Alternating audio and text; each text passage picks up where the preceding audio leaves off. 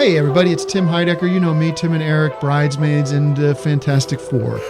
I'd like to personally invite you to listen to Office Hours Live with me and my co-hosts, DJ Doug Pound. Hello. And Vic Berger. Howdy. Every week we bring you laughs, fun, games, and lots of other surprises. It's live. We take your Zoom calls. Music. We love having fun. Excuse me? Songs. Vic said something. Songs. Music. I like having fun. I like to laugh. I like to meet people who can make me laugh. Please subscribe now. Hey, How To listeners, we're off for the 4th of July, but we wanted to bring you this episode from our friends at the How to Be a Better Human podcast.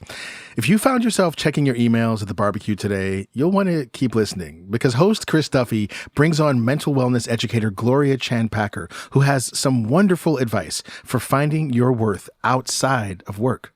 I'm going to hand the mic over to Chris now, and we'll see you back here next week for a new episode of How To. You're listening to How to Be a Better Human. I'm your host, Chris Duffy. I started struggling with debilitating chronic migraines that for me meant that after months of no change and no medication or treatment working, I knew I had to take at least a leave from work.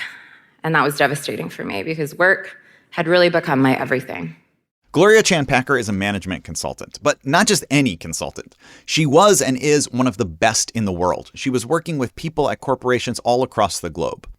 But when illness forced her to suddenly take a step back from her job, it felt like she was losing herself. There is a memory that haunts me from that time. It was the night before I was about to go on leave, and I was just grabbing dinner with a friend and my husband. And I said to my friend, "Work is my entire worth and my identity.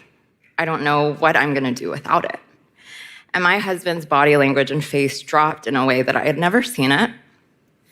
And after my friend left, I remember him saying to me, "I can't believe that you think that work is your only worth when I see so much more, and I can't believe you can't see that either." It's a poignant memory for me because I remember it feeling so true. Today's episode is going to deal with issues that many of us struggle with every day. How do you draw boundaries at work? How do you balance ambition and drive with taking care of yourself? What is really important in life? I know intellectually, that how things are going at work is not a reflection on whether I am a good person or not. And yet, it is so hard when I hit a roadblock or I have a rejection to not feel like that reflects on me as a person. These are things that I really struggle with. So I'm so excited to talk about all of them and much more with Gloria Chan Packer today. We're going to get into all of that right after this quick break. Don't go anywhere.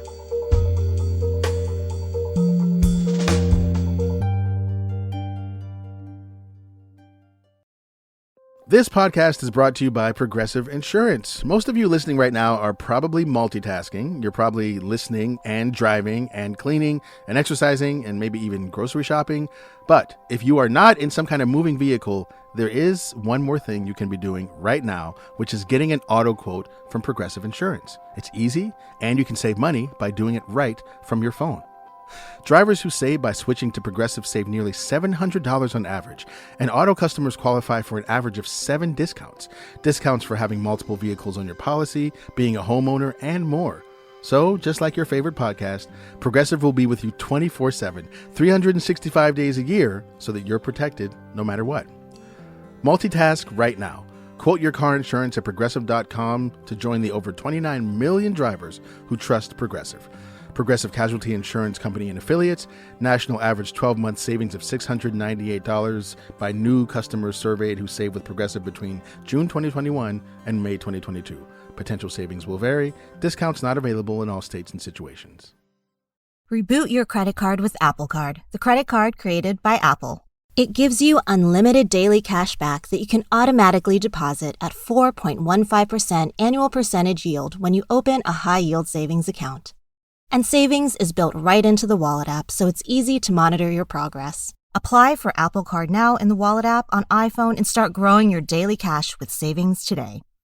Apple Card subject to credit approval. Savings is available to Apple Card owners, subject to eligibility requirements. Savings accounts provided by Goldman Sachs Bank USA. Member FDIC. Terms apply. And we are back. Today, we're talking with Gloria Chan Packer about how work is not your family. I'm Gloria Chan Packer. I'm a mental wellness educator, a TED speaker, and an experienced corporate leader. I'm also the founder and owner of Recalibrate, a workplace mental wellness provider that serves corporations worldwide. What was your own work experience and your path that led you to caring so much about workplace mental health? So I studied business in college, and I was probably borderline obsessed with figuring out how to have a successful career. I ended up landing a gig in consulting, which felt very shiny, especially from the business school side of things. I really enjoyed my career in consulting. It was challenging. I got to travel a bunch, and I got to learn a lot of different skills in a lot of different types of companies. One thing that was difficult that ended up kind of catching me and making me look at a blind spot maybe I had was how much stress and my propensity for overworking could really cause me to burn out a lot more quickly and a lot more often than I realized. In consulting, because you're in client services, you're somewhat expected to please the client as much as you can. And when you're a people pleaser or a perfectionist and aren't used to setting any boundaries, that can be a pretty rough formula. I had a really unexpected medical battle that popped up in the form of chronic migraines in 2017. Then I took a leave from work and finally started therapy that I had been thinking about starting forever, and really learned so much about not only myself, but a lot of the science behind everyday shared mental health experiences like stress and people pleasing and perfectionism and burnout, and just felt so strongly through that experience that so many more of my own peers and colleagues could find so much benefit in knowing the science behind some of these concepts that maybe otherwise would feel too soft or too in the woo for them to want to look at otherwise. Can we talk about that moment where you're having these chronic migraines, nothing is working, and all of a sudden you realize, okay, I have to change something big about my relationship to work? Do you remember the fears or the barriers that you felt in that moment to changing your relationship to work? Yes, very much so. It was terrifying. You know, even though I wouldn't say that work felt like my everything, it was a really, really, really big piece. It was kind of the center, if you will, of my day-to-day and of my safety. And I think work and doing well in work was so tied to my own sense of emotional stability and safety that not being able to have that just had me feeling completely lost and completely powerless. We get taught in many aspects of our society. Actually, we don't get taught at all how to define our self-worth. I think that's just something that is very nebulous. And where we subliminally get taught to define our self-worth is through our work and through our job. And that's the only language we have for it. And it's the only place we focus. And so for many of us who don't have tools or education around mental health or emotional health, we don't have any other sense of self-worth besides what we do for a living. And so, yeah, I think so many people relate to that, myself included, Chris, where it's I don't even know how to tell you about myself without talking about my work. So what advice do you have for people who feel that their identity or their passion is so tied to their work that they feel really reluctant to step back from it? It feels dangerous. The longer and the harder path of advice is to really kind of do the self-reflection and do the self-work to understand what it is that makes work or overworking or being the best feel so safe. Or in other words, what would make it feel so unsafe to not be the perfectionist or not be the XYZ job title? What does that mean? And maybe even just ask yourself, if I didn't have that, what would that mean? And normally your most kind of extreme gut reaction is the one that's the most informational, right? Something like, I'd be worthless or people wouldn't like me. But really, we want to pay attention to that because that's what we technically call kind of a cognitive schema that we've developed. Technically, a cognitive schema is basically just a learned behavior or thought. It's almost like a mental map for if we're in this kind of situation, then this is how we should think, act, and feel. And so many of our schemas are developed early on in life when our brains are really blank slates and we're trying to figure out how the world works and how we either navigate to safety and resourcing or navigate away from danger and de-resourcing.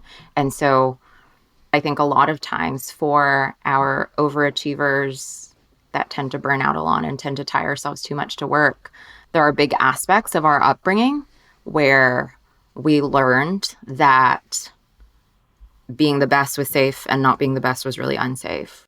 Okay, so your TEDx talk was work is not your family. And this was one of the most viewed talks of the past year. It really resonated with people. Other than the fact that you're a great communicator, I wonder if you have some thoughts about like why this struck a chord with so many people. Calling work our family, I think, was something that became so commonplace, but for many of us maybe had some detrimental effects that we couldn't quite put a pin on, but we were experiencing, that I think the TED Talk resonated with so many people because it gave us a more tangible understanding of why sometimes that can be problematic.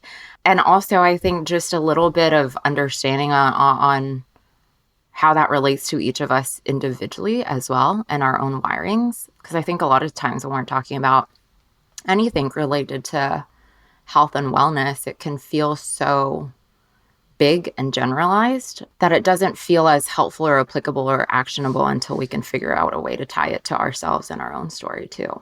I completely agree. I also think that one of the key parts of a family is that you're stuck with them, right? Like no matter what happens, you kind of can't change who your family is. And that is actually definitionally not the case with a job, right? Like your job will fire you if you don't do your work. And if your job is terrible, you have the option to leave. And so viewing it as a family kind of puts us in this trap where we are supposed to give everything, and yet we don't get that unconditional love back. And I think we're just supposed to work and give everything without thinking about whether we're going to get something back in return other than actual money. The interesting part too, right, is that I think especially for people who came from biological or blood family structures that were healthier and had healthier dynamics, I think that means in work, the whole work is family concept isn't going to probably hit us as unhealthily. But for those of us who maybe had family structures where there were big bleeds in boundaries or things were just not as healthy and dynamics were chaotic or constantly in conflict, that's more likely to mean that we had to adapt and survive through things like people pleasing, putting other people first, ignoring our own needs. And so when we get into a workplace, that one is probably feeling like safety because it gives us a sense of autonomy and power that maybe our brains weren't used to before. But two, it ends up kind of having more of a propensity to have us working unhealthily because we didn't have a healthy structure from the get-go. So we often have these conversations about work-life balance. And in those conversations, a very common topic is setting boundaries. In your view, what is the problem that boundaries solve? And why have they been so topical lately? I think it's really at the heart of a lot of what we're talking about. Burnout and boundaries have become so topical in recent years, largely due to the pandemic. The pandemic, I think, was almost an amplifier or a magnifying glass for where all of us were in our own mental health, where if we had a pretty strong foundation, the pandemic would really amplify on the fact that, okay, we have some skills to navigate this. But if we didn't really have a solid toolbox, the pandemic really, really tested that. And I think for most of us, just because societally mental health just started being less stigmatized, a lot of us found ourselves in a place where we're realizing that we don't have the healthiest boundaries or relationship to work. And now that we're working physically in our homes and our work is physically closer to us when it was already probably mentally too close to us, we all really struggled with that because we didn't know how to draw some boundaries and not be at work all the time. Boundaries, it is a term that comes up a lot. And I think as a result, there's become some blurriness around exactly what boundaries mean, right? So for some people, the way they use it, it feels a little buzzwordy. So What are boundaries and how do we put them into practice in a way that actually works? I think of boundaries as really the ability to identify and communicate our needs. It sounds very, very simple, but it's so much more complex for many of us because when it comes to identifying and communicating our needs, a lot of us have learned that maybe it's beneficial to deprioritize or delay our needs. And in some instances, that can be true. But for many of us, it's become such a autopilot kind of one-size-fits-all rule that we've delayed and deprioritized our needs so much that our nervous system kind of just subconsciously thinks, so we always can't be resourced. We always can't speak up for our needs. And I think boundaries, again, are pretty simple in definition in that it's all about us identifying and communicating our needs, but they end up just feeling a lot more complicated to put into practice because of each of our very complicated personal past and behavioral patterns that are tied up in not wanting to speak to our needs or thinking that that'll result in negative consequence. One example that comes to mind for me is, if I got an email from my brother saying we need to talk, it feels, and I'm not proud of saying this, but it feels like the kind of thing that I might say, like, great, once I get out of this meeting, I'll call you. But if I was talking to my brother and I got an email from a boss saying we need to talk, I'd probably be like, hold on, I need to talk to the boss right now. So it feels like that's completely upside down. And yet it's a hard pattern to break. I think a big core piece of this is really around your values and your priorities, and that should drive where your boundaries are. I think that a lot of us, we just want boundaries to be like one size fits all. And for someone to be like, these are your boundaries, this is the language you use, and now life will be well and better. And that's just really could not be, unfortunately, more opposite from the truth, because all of us are different. We're all in different seasons of life. We all have different priorities. And so therefore, all of our boundaries need to be designed and communicated in different ways. Like if I am in a season of life where my top priority truly is work and achieving something because it's the most meaningful to me, and I am truly okay with like making some sacrifices in the meantime, and I feel like I can be healthy for this season in life, then sure, answer your text during the weekend. And that is something that is funny. It's poignant to me right now because I just had my first baby. And so I'm still in this like kind of odd identity transition and postpartum haze where I have thought, right, especially working in mental wellness, God, I was like, yeah, I like have these part-time hours figured out to where I can spend time with him and prioritize him, but I can also spend time in my work, and I can also be a wife, and I can also be a friend and involved in all of this stuff. And that could not have been farther from the truth. Like, I just feel overwhelmed all the time. And I have to like really have a hard look at myself and look at my own learnings and knowledge in burnout and just overscoping and wanting to do it all and realizing that a lot of times you just can't. That, I think, is such an important point, the idea that in different seasons, different things can be the priority. But what are the other misconceptions or misuses of boundaries? So one other one that I see a lot is that like boundaries are almost like a way to demand or control other people, to be like, you have to do this, or almost to use it as like a threat, which also kind of quickly bleeds into using boundaries to kind of excuse bad behavior too. That's just kind of a cringy, uncomfortable truth about mental health becoming more commonplace too, is that with anything good comes a lot of good, but sometimes you'll have misconceptions and unfortunately sometimes you'll have people kind of using these concepts to almost weaponize them, you know? And I don't think anyone ever does that intentionally, right? But a lot of times they're just... Well, some people do, but hopefully not many people. Maybe some people. Yeah, hopefully not many people. And burnout's an interesting thing because I think a lot of times burnout is like, it's a result of us feeling generally powerless. And so when we have boundaries come into the equation in an emotionally charged situation already where we're maybe triggered from something complex in our past, then sometimes we might be prone to being like, oh, this is like my defense weapon. So it's like, no, I have power. Like, you have to do this. That's just really not the healthy or productive way to apply boundaries, right?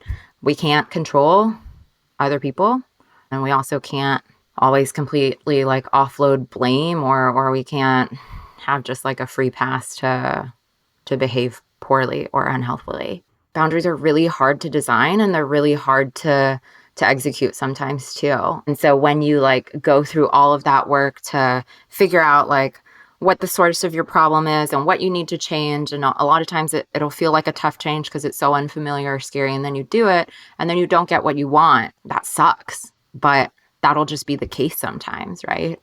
Boundaries are about you communicating what you need and what will happen if you don't get that need met and how you'll respond in turn. I always like to try to highlight that communicating boundaries really shouldn't be like a me versus you defensive fight. It should hopefully really be like more of a collective discussion around what needs should be met and how we can problem solve for that collectively to sustain our work, our relationships, and so many other things that we need each other for in life. Okay, I'm going to communicate a much less important boundary right now, which is the boundary between our conversation and an ad break. We will be right back after these messages.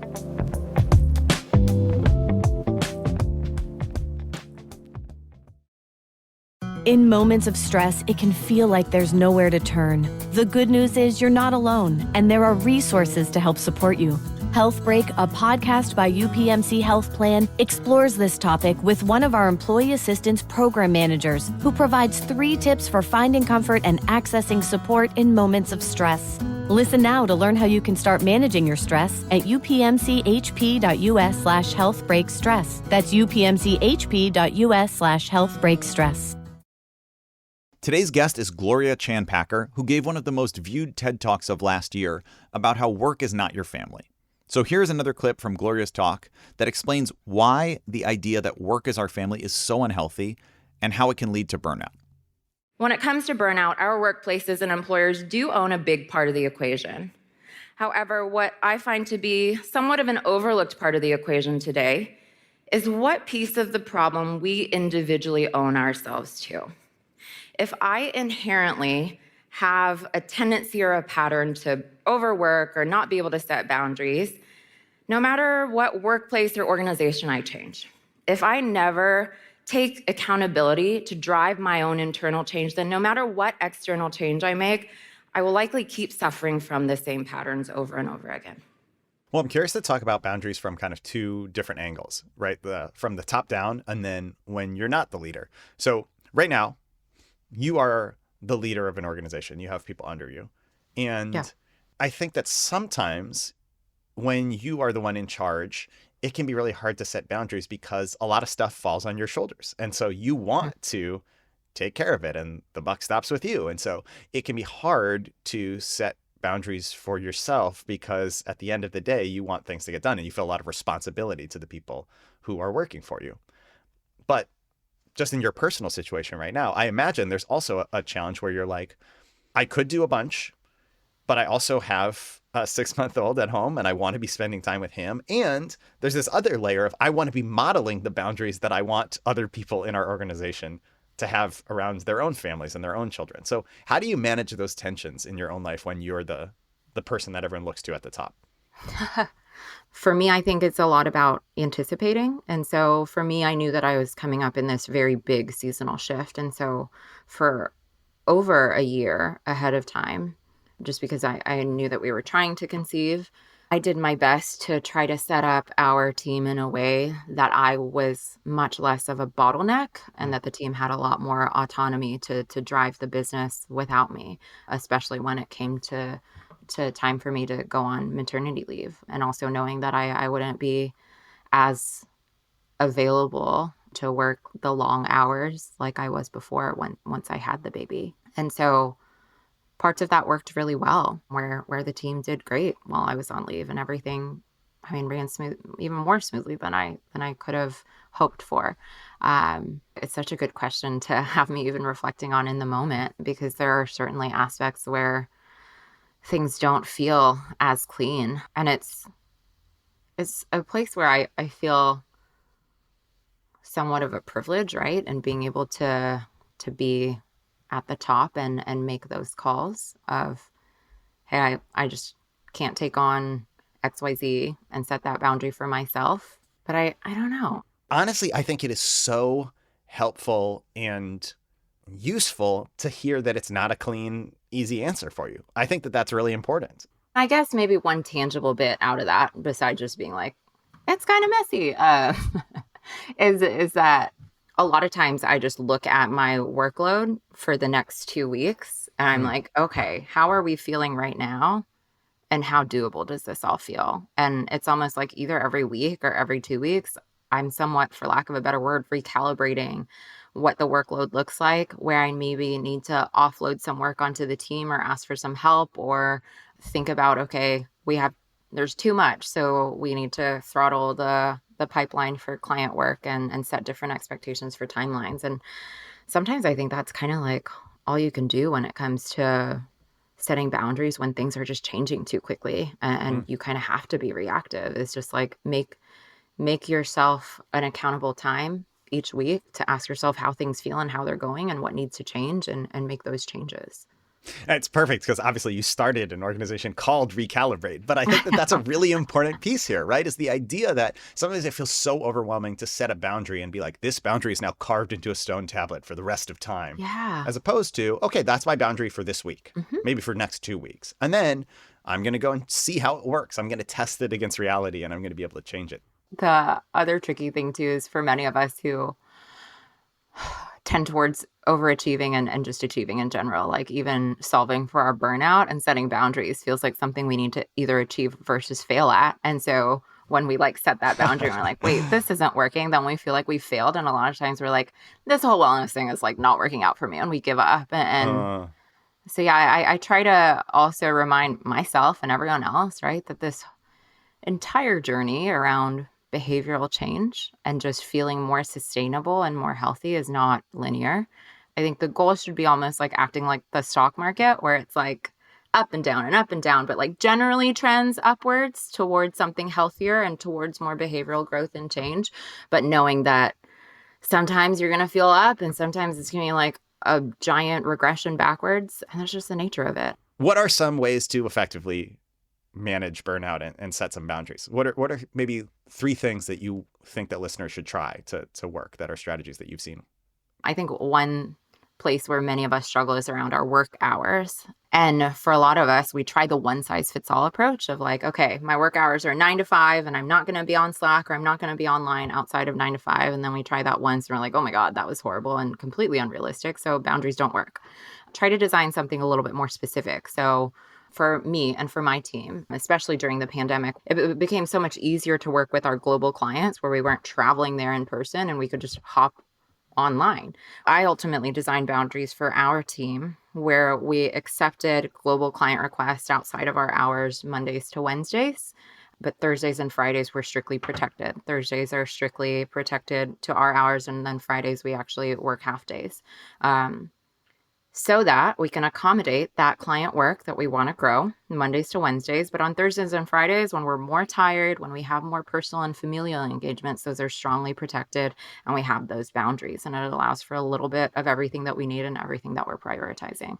Another tip I would offer when it comes to just boundaries and burnout, I think a lot of us struggle with burnout because we just overscope and say yes to everything. I'm guilty of this too. Absolutely, yes. So if you have a propensity to be like a yes person, to always say yes without thinking, try to start buying some time for yourself to truly evaluate your bandwidth and your priorities before you say yes. So when someone asks you something, like you don't have to say yes or no right away. Say like, okay, I hear you. Can I have until the end of the day to get back to you? Or just say, I need a little bit of time to evaluate what's on my plate and where my priorities are. When do you need to hear back from me by? And then I think my last thing when it comes to like communicating boundaries, we really want to focus our language, like I said before, around really specifying our need and what the impact will be if we don't get that need met. So like if you need this deadline to be 2 weeks earlier, like right now, everything's just full. And I don't see how that's going to happen without something suffering. So maybe I know there's this team member who has a little bit of extra bandwidth. Could I maybe borrow them half time? And if that's not possible, can you help me figure this out? And sometimes too, right? A boundary can really look like asking someone for help after you've stated what you need. And I think remembering that and remembering that you can make communicating boundaries feel authentic to you is important. So we talked about setting boundaries from the top when you're the boss, but this seems like a really applicable one for when you are, in the middle or in the bottom of an organization. And it's really hard, I think, to set a boundary when you feel like it might put your job at risk. It might make the person think less of you. Maybe you feel like this is, you can't afford to lose this job. You can't afford to find a different job. So you want to make sure you're not doing anything to jeopardize it. Are there other ways that work when you're specifically kind of lower down and you're worried about building a reputation and also keeping your job? I think the way you summarized it is what I would prioritize the most, is really to focus on like what the need and the impact is to the work and the organization, right? Because like this won't always be the case, but truly functional workplaces and leaders want to know when there are problems so that we can solve for them. I know, again, unfortunately, that's not always going to be how workplaces function, but that is the goal, right? Is that like a good manager, a good leader wants to know when there's a problem and wants to figure out how to solve it. I'd be remiss if I didn't mention that there are just certain industries and workplaces where this is going to be harder. Because I think a lot of times with boundaries at work, sometimes it's almost like making a choice on what exactly you want to change and what feels realistic and sustainable for you too. Because for some industries, the culture is actually not to have boundaries. And that sucks because that's hard and you probably will have more negative consequences than if you worked in a industry where wellness is really supported and boundaries are supported. And so I feel like in those instances, you have a tough choice to either make a micro change or a macro change, right? You can either be like, okay, I'm going to change this culture in this industry and make it more amenable to boundaries and wellness. And if you feel up to that and you feel resourced for that, good on you, go do that. But if you're like, there's no way I can do that, I have no energy to do that, that probably means you need to make a micro change for yourself. That might mean that maybe you need to switch industries or switch workplaces or switch your situation personally. And I think that can be one of the most difficult choices in boundaries too. Well, around that, is there actually an ultimate fix to burnout? Is it possible to get rid of it altogether? My short answer is no. I personally do not feel that the goal should be to eradicate burnout. In my personal and professional opinion, eradicating stress and burnout is neither realistic nor makes any sense because stress is really this biologically wired human reflex, right? And so the goal shouldn't be to, I think, get rid of burnout, but really to build a healthier and more sustainable relationship with your stress and your burnout too. I've been reflecting on this personally a lot, right? And there was so much of me caught up in the, what you were alluding to too, Chris, like in the, like, I feel like I have failed. And that feeling of like, I feel like I've failed at what I should be good at was actually what was really keeping me from being able to help fix where I was. Because it was almost like what I tried to prevent burning out from being a new mom and working and a business owner and blah, blah, blah, blah. My fear of failing at that is what actually I think guaranteed and like kept me stuck in burnout mode. Because I was like, no, this should have worked. This is going to work. I was really like, no, this is not working. What do you need to change? And that's always probably going to be a pretty tough moment and a pretty tough change. But you make the change and you heal and you move forward and you kind of just keep doing that as you need to throughout the different seasons of life. Because if there's any, I think, guarantee in life, it's that shit doesn't go your way and might go sideways sometimes. I don't know if this is helpful. I mean, I'm sorry to hear you're going through the burnout right now. And it makes me think, for me, sometimes I really struggle to kind of see accurately from the outside. And I think like I have to do all these things because I'm not doing enough and I'm not doing enough impressive things. And I'll just say, as a person who didn't know you before this conversation, from the outside, you are doing so many wildly impressive things all at the same time that I think you could probably do 80% less. And I would still be like, wow, that's an incredibly impressive person. So I don't know if that's helpful, but I just want to say, like, you're helping a lot of other people, but it's important to help yourself too. I think that's really an intense thing. Absolutely. I appreciate you saying that. And I would kind of like challenge you to apply that to yourself too. Oh, can't do that. Oh, no. It works for other people. It can't work for me. That's the rule with all Exactly. advice, right? Yeah. That's just for other people. I don't do the healthy thing myself. No. Yeah. I have to keep working because otherwise I won't have worth. But you have worth regardless or not. Right. Isn't that just like, we'll just summarize the entire podcast episode with that. Yeah. Well, Gloria Chan Packer, thank you so much for being here. It's really a pleasure to talk to you. Thank you so much for having me. That is it for today's episode of How to Be a Better Human. Thank you so much to today's guest, Gloria Chan Packer. I am your host, Chris Duffy, and you can find more from me, including my weekly newsletter and information about my live comedy shows at chrisduffycomedy.com. How to Be a Better Human is brought to you on the TED side by Whitney Pennington Rogers and Jimmy Gutierrez, who, no matter how many times I invite them to my family reunion, always RSVP no. Every episode of our show is professionally fact-checked. This episode was fact-checked by Julia Dickerson and Erica Yoon, who set some very important boundaries between fact and fiction. On the PRX side, our show is put together by a team so good they don't even need to worry about perfectionism because their B- is everyone else's A+. Morgan Flannery, Rosalind Tordesillas, Patrick Grant, and Jocelyn Gonzalez. And of course, thanks to you for listening to our show and making this all possible. If you're listening on Apple, please leave us a 5-star rating and a positive review. And if you're listening on the Spotify app, answer the discussion question that we've put up there. We'd love to hear your thoughts. We will be back next week with even more How to Be a Better Human. Thanks for listening.